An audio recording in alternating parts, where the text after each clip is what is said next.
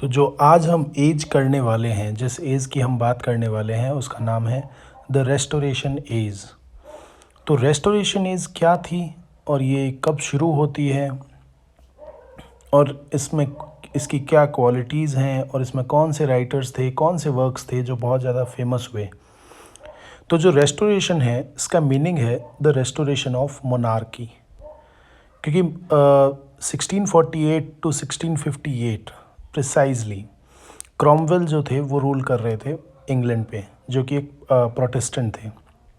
तो प्रोटेस्टेंट्स का रूल था, मोनार्की आउट ऑफ सीन थी। जो चार्ल्स सेकंड थे वो अपनी मदर के साथ हॉलैंड भाग गए थे क्योंकि चार्ल्स फर्स्ट को एग्जीक्यूट कर दिया गया था। तो 1660 के अंदर चार्ल्स सेकंड वापस आते हैं इंग्लैंड। ठीक है, रेस्टोरेशन ऑफ मोनार्की था, coming of Charles second from Holland था, जो कि हॉलैंड भागे हुए थे। थिएटर्स ओपन हो गए, रीओपन हो गए। क्रॉमवेल जो थे वो डाइड, वो उनकी डेथ हो गई 1658 में। और मिल्टन का जो पैराडाइज लॉस्ट है वो इसी समय पब्लिश हुआ था 1667 में 12 बुक्स में। तो जो रेस्टोरेशन एज है वो 1660 में स्टार्ट होती है और ऑलमोस्ट 1700 तक इसका टाइम पीरियड है। लिटरेरी बैकग्राउंड, तो जो इस समय के जो राइटर्स थे वो सूडो क्लासिसिज्म को फॉलो कर रहे थे। क्लासिसिस्ट भी थे लेकिन वो सूडो क्लासिसिस्ट थे। Influence of ancients and France, क्योंकि जो चार्ल्स सेकंड थे वो फ्रांस से आए थे, तो कहीं ना कहीं जो फ्रांस का जो इन्फ्लुएंस था वो उन पे था और एंशियंट्स का भी था। फॉर्मलिस्टिक अप्रोच थी, writers and their social backdrop, project literature था, डिक्लाइन ऑफ लिरिकल पोइट्री का डिक्लाइन था इस समय। ड्रामा वापस आ गया था लिटरेरी सीन में। इस समय हेरोइक ड्रामा भी लिखा जा रहा था और सटायर्स भी लिखे जा रहे थे और कॉमेडीज़ भी लिखी जा रही थी, और satire as chief tendency. The next is poetry. जो पोइट्री में हम बात करें अगर लिरिकल पोइट्री की, तो उस समय ये राइटर्स जो थे वो लिरिकल पोइट्री फिर भी लिख रहे थे, जो कि जॉन ड्राइडन थे, रोचेस्टर था, चार्ल्स सैडले था और अर्ल ऑफ डॉर्सेट थे। नेक्स्ट है रेस्टोरेशन सटायर। तो रेस्टोरेशन सटायर के रीजंस थे अपने, जिसमें सोशल बैकग्राउंड हो सकता है, पॉलिटिकल स्ट्राइफ हो सकती है, या क्लासिकल इन्फ्लुएंस हो सकता है। इसमें सैमुअल बटलर का जो हुडीब्रास है वो एक सटायर है। It is an attack on puritanism. And इसके बारे में वॉल्टेयर ने एक बात बोली है, I never found so much wit in a single book. ये वॉल्टेयर ने अपनी एक बुक में बोला है। मार्वेल ने भी सटायर लिखा है, जिसमें से दो सटायर थे, last instructions to a painter और dialogue between two horses. John Oldham ने भी सटायर लिखा है, satires upon the Jesuits. Rochester ने भी लिखा है, satire against mankind upon nothing. The next is John Dryden. John Dryden अपने सटायर्स के लिए जाने जाते हैं। एक्चुअली ये जो एज है रेस्टोरेशन एज, इसको एज ऑफ ड्राइडन भी कहा जाता है, क्योंकि ड्राइडन जो है वो इस एज के प्रोमिनेंट राइटर थे। तो इनकी जो बुक है एब्सोलम एंड एकिटोफल, जो 1681 में पब्लिश हुई थी, जो कि एक एलेगरी भी है और एक सटायर भी है, और ये रिटन है इन हेरोइक कपलेट्स। द मेडल, जो मेडल इस इनकी एक पोएम है वो भी एक सटायर है, और it is an attack on wigs. ये दो ग्रुप्स थे, विग्स एंड टोरीज। जो विग्स थे वो प्रोटेस्टेंट्स के करीब थे, तो कहीं ना कहीं जो ये, और जो टोरीज थे वो मोनार्की को सपोर्ट कर रहे थे। तो ये जो वर्क है द मेडल, ये अटैक है विग्स पे। मैक फ्लैकनो, इसका जो सब टाइटल है वो बता रहा है कि a satire upon the true blue Protestant poet TS का मतलब यहाँ पे थॉमस शेडवेल है। इनके और भी वर्क्स हैं, एन एसे ऑन सटायर भी है इनका वर्क। नॉन सटायरिकल पोएम्स भी लिखी है, Astraea Redux, Annus Mirabilis, Religio Laici, the hind and the panther. Drama, जो रेस्टोरेशन एज में जो ड्रामा था उसमें देखो एक बहुत फेमस जॉनरा था, वो था शी ट्रेजेडी, जिसके अंदर फेमस वर्क है orphan by Thomas Otway. All for love by Dryden, ये भी एक ड्रामा है। The fair penitent by Rowe, adaptation of the fatal dowry, मतलब जो ये दो द फेयर पेंटिनेंट है जो रॉ ने लिखा है ये एक एडेप्टेशन था किसका, द फटाल डावरी का, जो कि 1632 में लिखा गया था। तो कहीं ना कहीं जो ड्रामा है उसमें उस पे आप फॉरेन इन्फ्लुएंस भी हम कह सकते हैं कि बहुत फॉरेन इन्फ्लुएंस था। डेवनेंट का द सीज ऑफ रोड्स है, नेशनल ट्रेडिशन को फॉलो किया जा रहा था, हेरोइक ट्रेजेडी लिखी जा रही थी, और इन हेरोइक ट्रेजेडी के अंदर जो ड्राइडन था वो कहीं ना कहीं हेरोइक ट्रेजेडी का एक्सप्लोरर माना जा सकता है। उन्होंने दो लिखी थी tragedies, the conquest of Grenada 1672 and Aurangzeb 1675। जो औरंगजेब है ये इनका लास्ट ड्रामा है रिटन इन राइम्ड वर्ड्स, मतलब हेरोइक कपलेट में इन्होंने ये लास्ट ड्रामा लिखा था। नेक्स्ट है रेस्टोरेशन कॉमेडी। तो रेस्टोरेशन कॉमेडी के अंदर हम पहले जो माइनर प्ले राइट्स हैं जिन्होंने रेस्टोरेशन कॉमेडी लिखी है उनकी बात करेंगे, जैसे the rehearsal by George Villiers. ये जो प्ले है द रिहर्सल, ये अटैक करता है ड्राइडन को ही।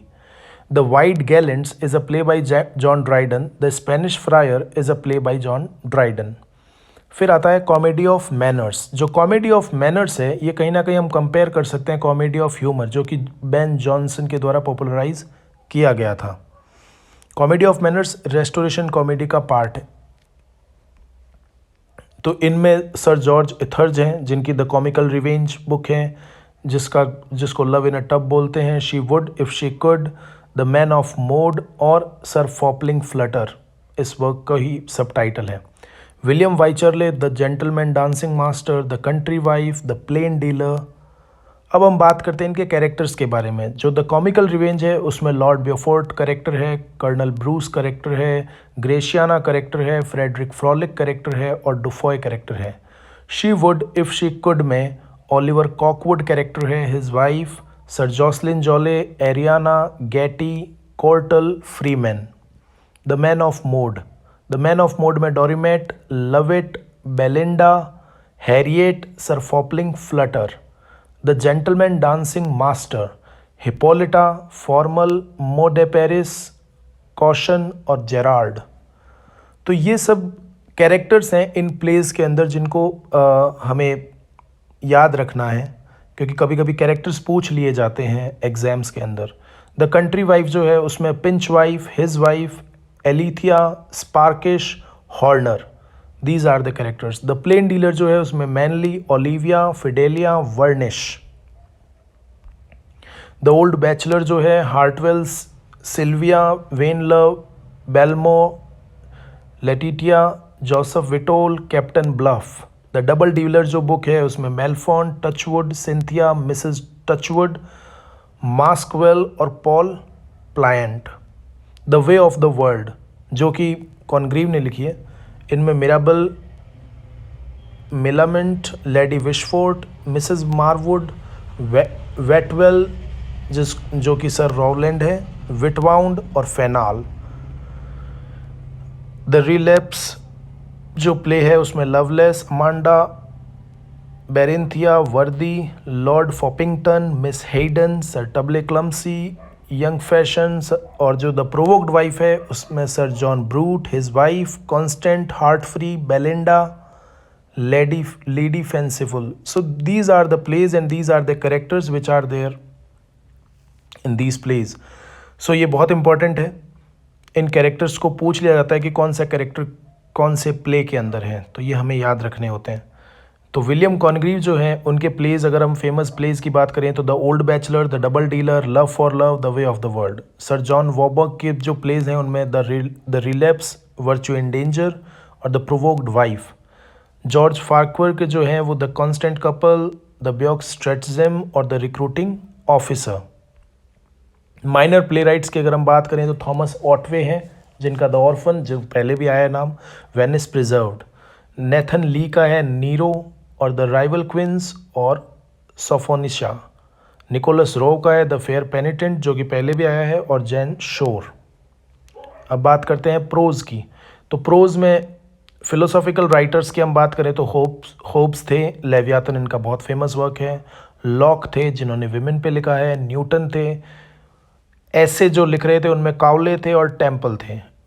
डिसिडेंट राइटर्स जो थे उनमें फॉक्स थे, एलवुड थे, जॉन बनियन थे, ग्रेस अबाउंडिंग थे, जिनमें the life and death of Mister Badman work है, बहुत फेमस वर्क है। द पिलग्रिम्स प्रोग्रेस जो कि जॉन बनियन ने लिखा है, बहुत फेमस वर्क है। और इस समय हिस्ट्री भी लिखी जा रही थी, जो कि कौन लिख रहे थे? क्लैरेंडन पेपेज की जो डायरीज़ हैं वो बहुत फेमस हैं। इवलिन जो हैं वो भी लिख रहे थे। और जो अब बात करते हैं हम, एक और वर्क है ऐसे ऑन ड्रामेटिक पोइजी, जो कि ड्राइडन ने लिखा है। ये कहीं ना कहीं क्रिटिसिज्म की तरफ रेस्टोरेशन एज का पहला स्टेप था, जिसमें 4 स्पीकर्स हैं, जिसमें क्राइटस है, यूजिनस है, लिसिडियस है और निएंडर है। जिसमें क्राइटस जो है वो सर रॉबर्ट हॉवर्ड को रिप्रेजेंट करते हैं एक्चुअली। और यूजिनस जो है वो लॉर्ड बैकहर्स्ट एंड चार्ल्स सैकविल को, और चार्ल्स सैकविल को करते हैं। लिसिडियस सर चार्ल्स सैडले को करते हैं, और निएंडर जो है वो ड्राइडन को करते हैं। सो ये रेस्टोरेशन एज थी। I have tried to cover all the writers, all the plays, all the poems which were famous actually, prominent writers. If you have any question regarding it, or if you like this video, you can like it, share it with your friends. And this is my first video regarding history of English literature. So we'll upload more videos. Thank you so much.